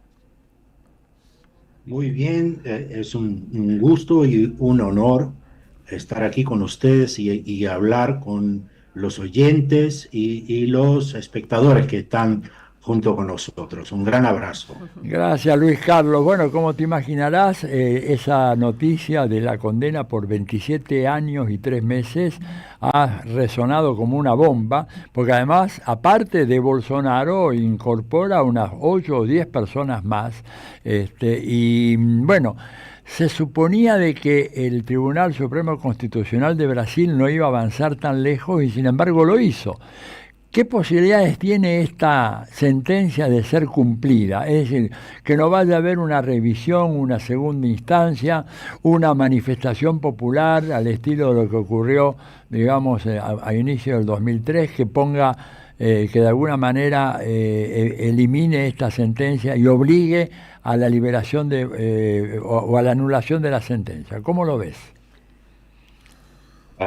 Bueno, Atilio, me parece intentos los habrán muchísimos. Ajá. Pero lo que pasa es que esta es una condena muy especial, una condena que no ha sido hecha por una primera instancia, sino por la Suprema Corte de Brasil, porque el presidente de la República y todos que estaban involucrados en los crímenes que han sido incluidos en la acusación son juzgados por la Suprema Corte directamente, de manera que la posibilidad de que haga una revisión, al menos de inmediato, es algo muy remoto. No se imagina que la Suprema Corte pueda volver atrás.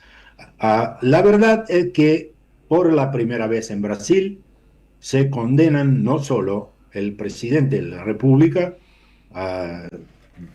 inmediatamente después que salga, pues, quiere decir, en el mandato de su sucesor inmediato. Es la primera vez que eso sucede, porque Collor de Mello está condenado, pero ha sido condenado 30 años después que salió de la presidencia de la República. Pero lo interesante de este caso es que es una suma de una condena por varios y distintos crímenes. Organización criminal armada es un primer crimen. Intento de abolición violento del Estado democrático de derecho. Intento de golpe de Estado, que son cosas distintas. Son tipos penales distintos en Brasil. Se puede, por ejemplo, abolir o intentar abolir el Estado democrático de derecho, por ejemplo, sacando a los jueces de la Suprema Corte. Claro. Y sin dar un golpe de Estado típico. Claro. Pero hubo los dos crímenes juntos, golpe de Estado en grado de tentativa, porque el tipo penal se satisface con la tentativa, no hay la necesidad de que el golpe sea bien sucedido y nadie lo iba a punir si fuera bien sucedido. Claro. El crimen es un crimen de tentativa. Y además de eso, daño calificado por violencia. Lo que pasó el 8 de enero se juzgó como que todo este grupo estaba en el centro de los hechos, que estaba incensando a aquella turba que invadió el Congreso Nacional, la Suprema Corte, el Palacio Presidencial. Todo eso han sido condenados por daño calificado por violencia, amenaza grave y deterioro del patrimonio público tombado, histórico, que hubo también en la invasión. Todo eso para el señor Jair Mesías Bolsonaro sumó una pena de 27 años y 3 meses de prisión por estos 5 crímenes. Esperamos que no solo sea una condena firme en breve, porque aún hay la posibilidad de presentar algunas medidas. Creo que hasta el fin del año nosotros vamos a tener este señor y los otros, que estamos hablando de jefes de fuerzas armadas, estamos hablando del jefe de la Marina, de un ministro de la Defensa, militares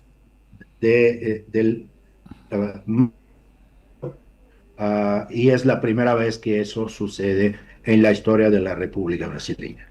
¿Y cuál ha sido la reacción hasta ahora, digamos, de los grupos que han apoyado a Bolsonaro? Porque no olvidemos que Bolsonaro ha tenido, digamos, un apoyo electoral en las elecciones del 2022 realmente impresionante, apenas 1,5 puntos menos que el presidente Lula. ¿Esa gente va a salir a la calle en protesta por su líder o hasta ahora no ha habido ninguna manifestación en ese sentido? Hubo pequeñas manifestaciones. Hoy salió una encuesta que dice que un 57% de la población apoya a la condena, pero un 43% se enoja con la Suprema Corte. Tenemos además una fuertísima reacción del gobierno de los Estados Unidos, que además de poner un tarifazo de un 50% a los productos brasileños, hizo declaraciones muy graves. Impuso a los jueces que votaran en contra de Bolsonaro sanciones increíbles de la ley Magnitsky, que es una ley creada en contra terroristas y no en contra jueces en su jurisdicción, segundo las pruebas que han encontrado en los expedientes de un proceso judicial. Sí, yo te iba a hacer, ¿qué tal, Luis Carlos? Te saluda Paula Klachko. Te iba a hacer justamente preguntas en ese sentido, porque Estados Unidos viene elevando el tono con respecto a Brasil, ya como tú dijiste recién con los aranceles y después frente a la condena a Bolsonaro. También lo declaró a Brasil, al igual que hizo con Venezuela allá en 2015 Obama. Ahora han declarado a Brasil como una amenaza inusual y extraordinaria contra la seguridad nacional de los Estados Unidos, lo cual también abre puerta a estas sanciones y a otro tipo, veremos de qué medidas. Incluso están amenazando con la fuerza. Yo leía declaraciones, de la propia Embajada de Estados Unidos en Brasil, elevando críticas al Tribunal Supremo de Justicia.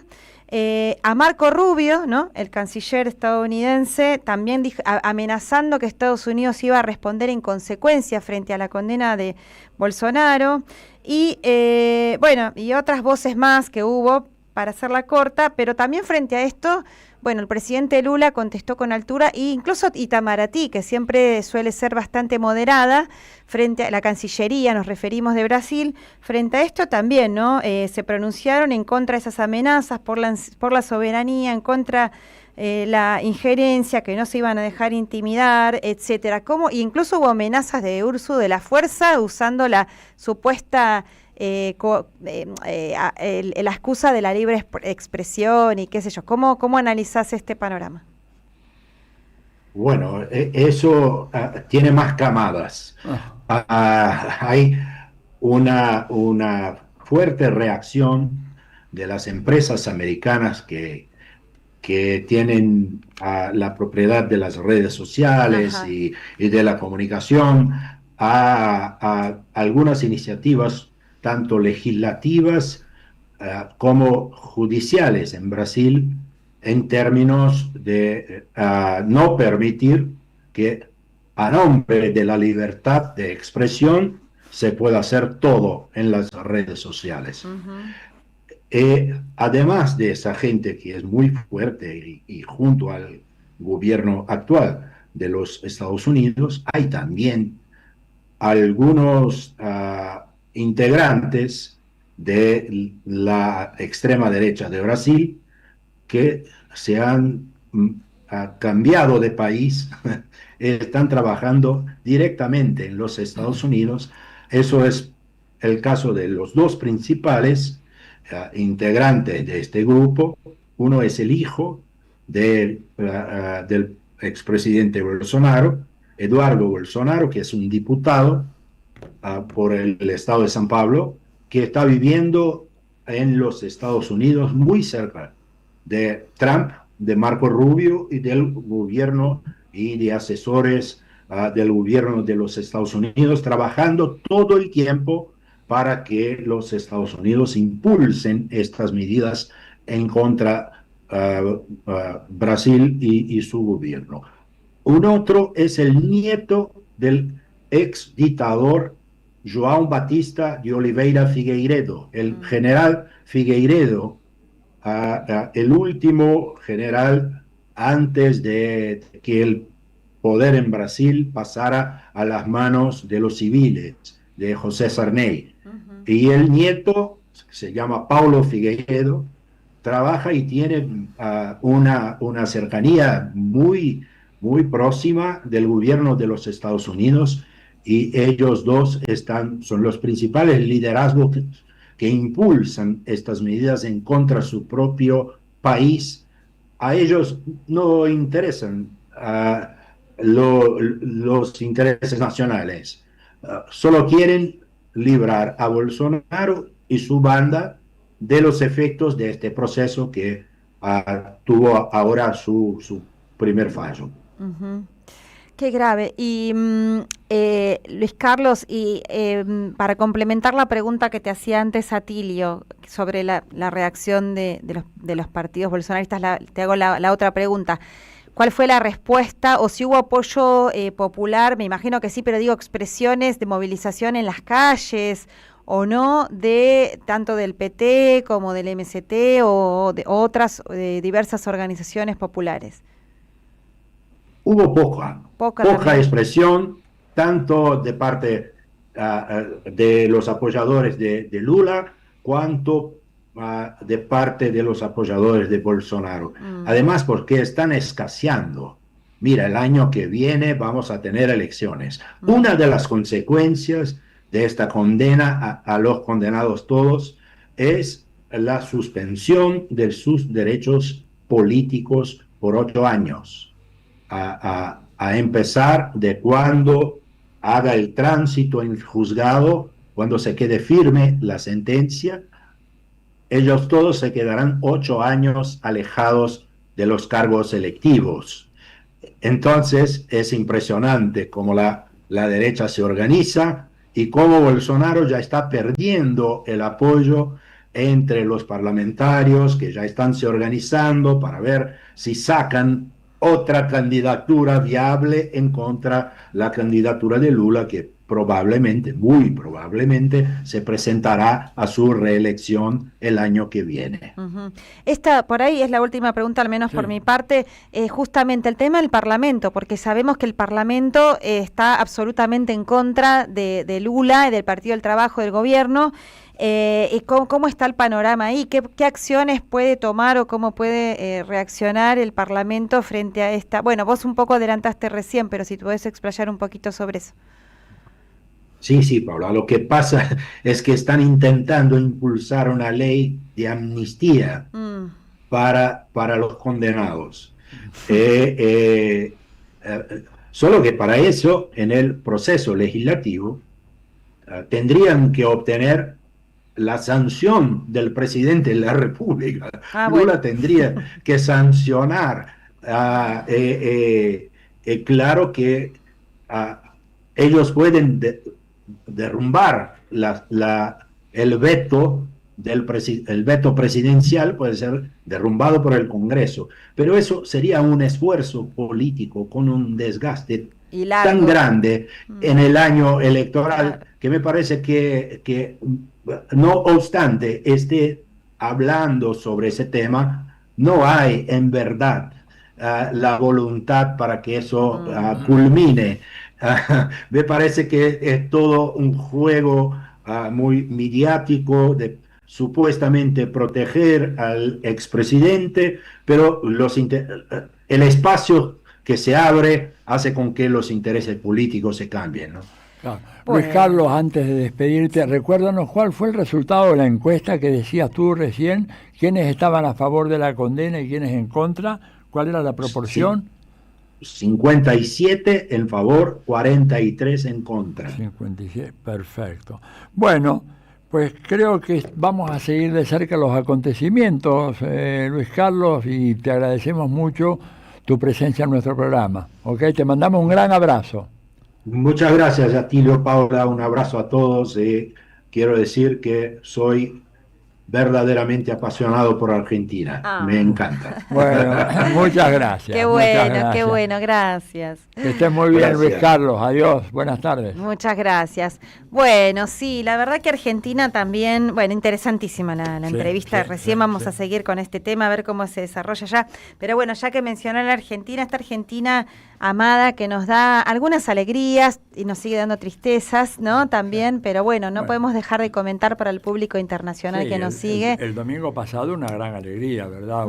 Una extraordinaria votación de rechazo al gobierno, porque la verdad es que fue una especie de referendo implícito acerca del gobierno de Milei, y en la elección, en el distrito electoral más grande del país, el distrito que concita el 40% del electorado nacional, el 47% se manifestó, digamos, a favor de Fuerza Patria, que es el gran nucleamiento de oposición al gobierno nacional, con la hegemonía del Partido Justicialista. oficialista, ¿no es cierto?, derrotando ampliamente por casi 14 puntos a las fuerzas de Milei. Realmente un resultado muy, muy interesante, que conmovió el gobierno hasta sus cimientos. Un gobierno que, debo decir, Paula, y te paso la palabra enseguida, un gobierno que, digamos, está siendo criticado por la explosión de una serie de informaciones que hablan de un fenomenal nivel de corrupción en los más altos niveles del gobierno. Y cuando hablamos de los más altos niveles del gobierno, hablamos nada menos que de Karina Milei, que es para muchos analistas quien realmente gobierna la Argentina. Y que el presidente Milei no toma ninguna decisión sin su visto bueno. Bueno, pues ha sido denunciada por actos de soborno, cohecho, retornos, y de todo esto se agrega además el fenomenal escándalo y realmente la estafa de la criptomoneda Libra, todo lo cual tiene al gobierno hoy en día arrinconado. Mira, y porque mejor tarde que nunca está conectado Federico Montero, así ay, no lo habíamos visto no, antes. Bueno, así que acá hasta ahora. Así que, Fede, si tenés algo que decir realmente con esta cuestión que para festejar de la Argentina, de la provincia de Buenos Aires el domingo pasado, y te saludamos, ¿cómo estás? Bien, venía siguiendo atentamente las notas del programa.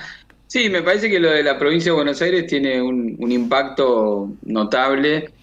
Como bien decía Atilio, el resultado como que viene a cristalizar un cambio de clima social que se venía sintiendo respecto del gobierno, las crisis internas del armado político, los casos de corrupción, pero fundamentalmente el impacto del modelo económico, los ruidos que hay en la creciente necesidad de financiamiento externo para sostener un esquema económico de fuga que sabemos que no es viable en la Argentina y que tarde o temprano termina estallando.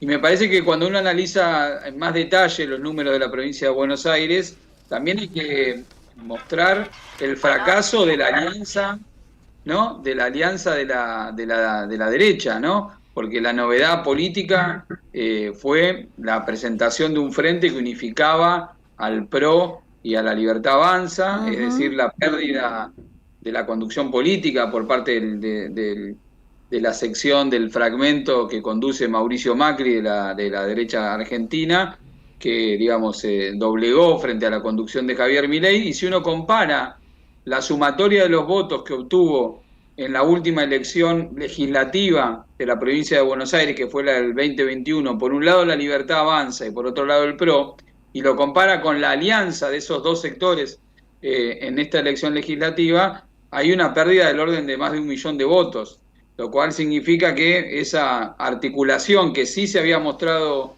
positiva para que Milei obtuviera un triunfo en la segunda vuelta del balotaje a nivel nacional, no se verificó exitosa en la provincia de Buenos Aires, y como contrapartida, sí la estrategia de unidad del peronismo y el conjunto de las fuerzas populares representadas por Fuerza Patria, sí logró consolidarse, mantener su caudal del voto, incluso comparada con esa elección, aumentarla levemente, aunque la participación fue no tan importante como hubiéramos necesitado, pero fue una participación importante. Entonces, me parece que también ahí hay un llamado de atención respecto del proyecto que tiene un sector de la clase dominante argentina, que es establecer una nueva síntesis de la derecha argentina entre el sector de la Libertad Avanza y los sectores del PRO. Es un llamado de alerta que, ante la crisis política y económica que vive el gobierno, esta alianza en la provincia de Buenos Aires no funcionó.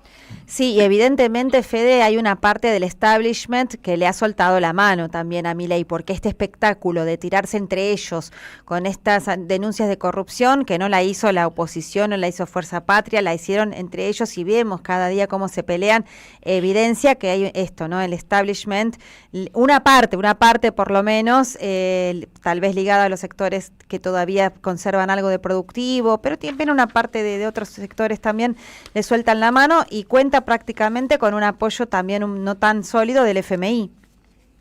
Mira, yo te diría que si había tres factores que consolidaban la gobernabilidad de la motosierra, por un lado la popularidad del presidente, entre comillas, ¿no? La sumatoria de votos de las dos fracciones de la derecha para obtener una mayoría electoral en la segunda vuelta. La segunda es el apoyo de los sectores del poder económico en la Argentina para el mantenimiento de un esquema de valorización ni fuga, que lo conocemos ya. Y el tercero, una alianza en el Parlamento que le permitió aprobar una serie de reformas estructurales de carácter regresivo, como la ley base y demás. Esas tres están puestas en discusión. La elección de la provincia de Buenos Aires pone en discusión la legitimidad que tiene el gobierno, porque no la puede traducir, por lo menos no la pudo traducir en los votos. Los ruidos que hay a nivel económico y los problemas con el financiamiento externo hablan de la dificultad con la sintonía fina con el poder económico y el flujo financiero. Y la cuestión del Congreso vamos a ver esta semana, porque el miércoles hay una sesión muy importante, una movilización de las universidades y del Garrahan, y ahí se va a poner en juego si se puede quebrar la gobernabilidad de la motosierra, que está sostenida también en los pactos con un conjunto de sectores de diputados y senadores de los gobernadores que han permitido que esas leyes avancen en el Congreso. Hay muchas esperanzas puestas en que se pueda quebrar, así como se quebró con la ley de discapacidad, el veto del presidente, consolidando 2/3 de votos contra el presidente en el Congreso. Así que esto también se inscribe ese resultado en la proyección que pueda tener en esta semana, que es clave para este escenario. Así es, Bien. Fede. Bueno, se nos fue el programa, Fede, son las 8, pero muy importante realmente tu opinión, tu palabra, tu balance. Mala noticia para la Argentina es el voto de Milei en la ONU contra la paz en Palestina. Eso lo charlaremos en todo caso después. No nos sorprende su ridículo papel, pero vamos ya con eso. Le agradezco a Pablo de Almagro, un oyente que nos manda, que nos alerta sobre eso, que nos habíamos olvidado de mencionar. Gracias a toda la oyentada. Y vamos entonces con los ganadores y las ganadoras del sorteo. El libro acá tenemos, a ver, el nombre del libro, Hagan Lío. Mensaje del Papa Francisco a la juventud latinoamericana, compilado por Isabel Rauber, con prólogo de Piedad Córdoba, de la editorial Continentes.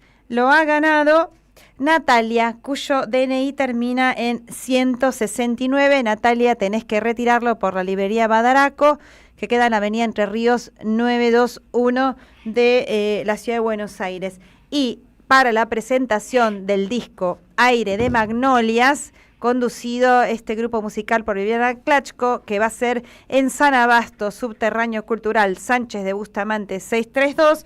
Las entradas, un par de entradas, las ha ganado Marcela Bertone de Zona Norte, cuyo DNI es 860, así que directamente te presentás, Marcela. Esto es el domingo 21 de septiembre, el día de la primavera, a las 19 horas.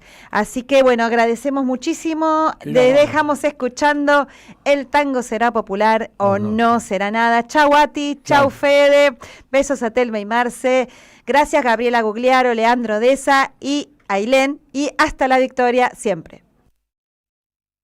Diálogo Internacional, hasta las 20 en AM530. Somos Radio. RCT, Club Vacacional, Spa y Playa en Chapalmalal.